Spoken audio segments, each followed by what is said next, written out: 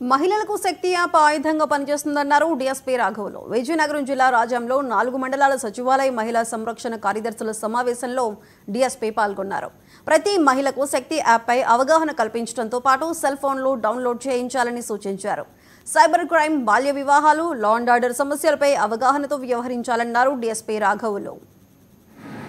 ఈరోజు ఈ Rajam circle, Rajam police station, ఈ పరిధిలో ఉన్న మొత్తం 4 పోలీస్ స్టేషన్ల పరిధిలో ఉన్న ఆ ఎంఎస్పి మహిళా పోలీసులని ఉద్దేశించి వాళ్ళకి రెగ్యులర్గా పోలీస్ సమస్యల మీద సమాచారం ఏ విధంగా సేకరించాలనే దాని మీద ఒక అవగాహన సదస్సు ఒకటి ఏర్పాటు చేశామండి.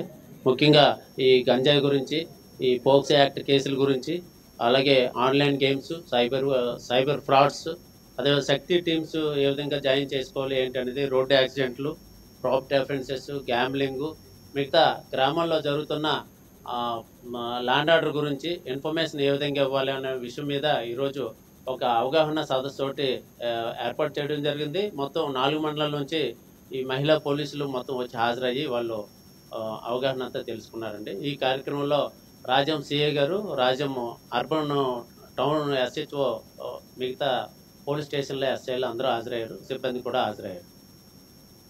ఈరోజు